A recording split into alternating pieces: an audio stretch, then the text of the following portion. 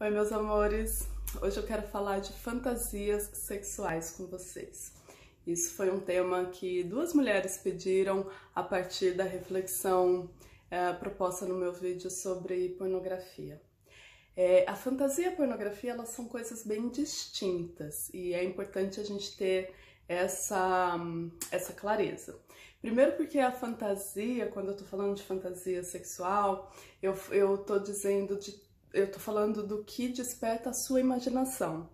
E a pornografia, principalmente os filmes pornográficos, geralmente eles não dão muito espaço para sua imaginação ser colocada à prova, né? Já tá tudo ali, escancarado, feito por você. Então deixa o seu processo imaginativo, vou chamar de um pouco mais preguiçoso, né? Na pornografia.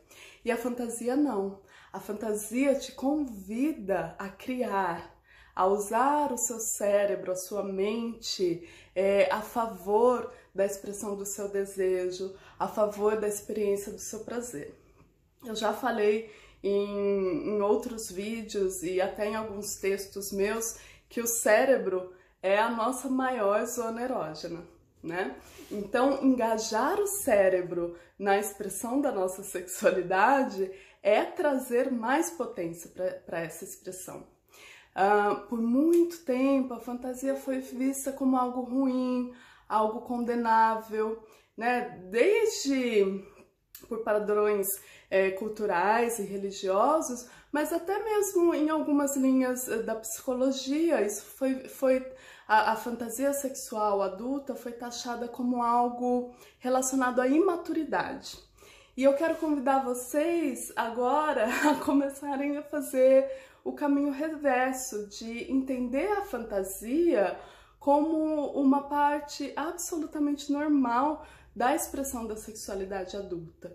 Começar a normalizar que sim, nós imaginamos, e que sim, quando nós imaginamos, o nosso corpo responde, o nosso prazer se expande, quantas pessoas precisam recorrer à imaginação, por exemplo, para chegar a um orgasmo, né? E a gente parar de olhar isso como algo ruim. O convite que eu faço é que a gente possa começar a perceber quais são as nossas fantasias.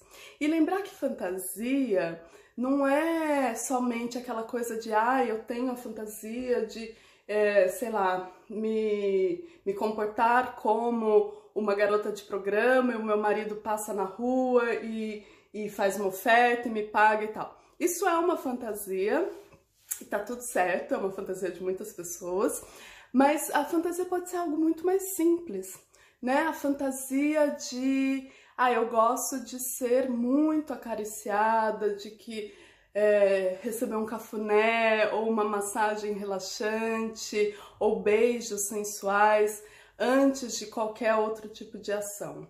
Isso está falando um pouco sobre o seu desejo, sobre o que desperta o seu prazer, sem criar um filminho erótico na sua cabeça, né? Então a fantasia ela pode ir desde algo simples até um cheiro, né? Eu gosto muito de chegar num quarto que tem um determinado cheiro e isso desperta o seu corpo e abre o seu corpo para o prazer.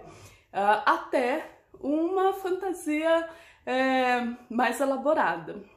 E é importante a gente lembrar que a gente não precisa entrar num lugar de tentar justificar as nossas fantasias, porque elas vivem no espaço da imaginação.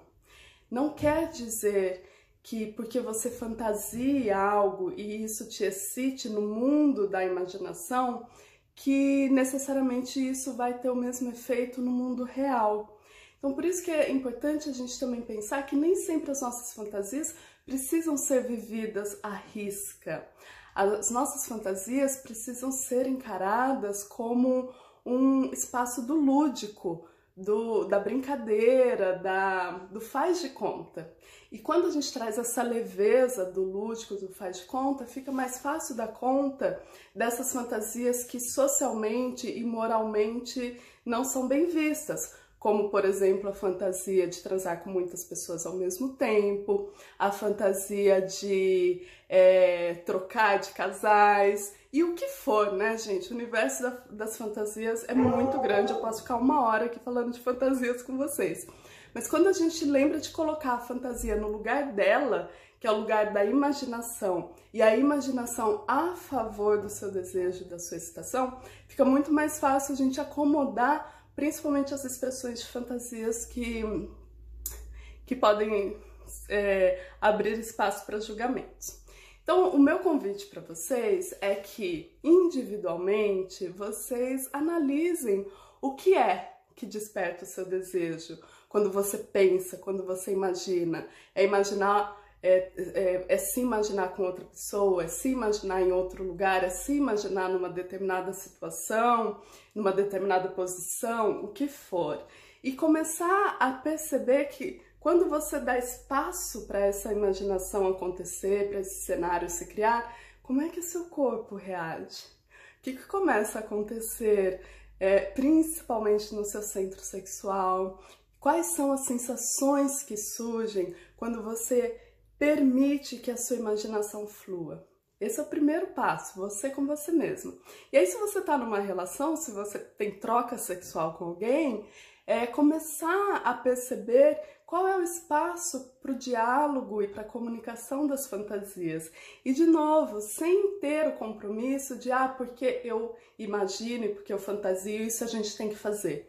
Não, mas talvez só conversando sobre as suas fantasias, né, os casais podem acender uma chama na relação muito interessante, só de falar das próprias fantasias um para o outro e uma para outra. Então, meu convite é esse. Primeiro, você começar a pensar o que é que desperta a minha imaginação erótica, o que é que desperta o meu corpo, e vir para o corpo. Não deixa a sua fantasia dissociada das sensações do corpo. O que é que você está pensando, imaginando? Passa um scanner no seu corpo, percebe como seus seios reagem, seus mamilos, como que a sua vulva reage, o seu clitóris, a sua vagina, como que todo o seu centro sexual reage. E perceba também como que é se dar permissão para fantasiar, colocando a fantasia no lugar dela, no lugar da imaginação. Então, essa é a minha fala sobre fantasia. Eu acho que a fantasia é um grande aliado para o desejo. Acho sim que os casais precisam começar, principalmente os casais que estão juntos a longo prazo, né, que tem uma tendência do fogo a baixar um pouco, principalmente esses casais precisam começar a recorrer à fantasia, mesmo que seja só descrever as fantasias e não necessariamente agir e praticar, para trazer uma chama interessante aí na relação de vocês. E quero dar uma dica para quem está em relacionamento: leiam o livro da Esther Perel, que é O Sexo no Cativeiro. E ela tem um capítulo só sobre fantasia, normalizando muito essa expressão da nossa sexualidade.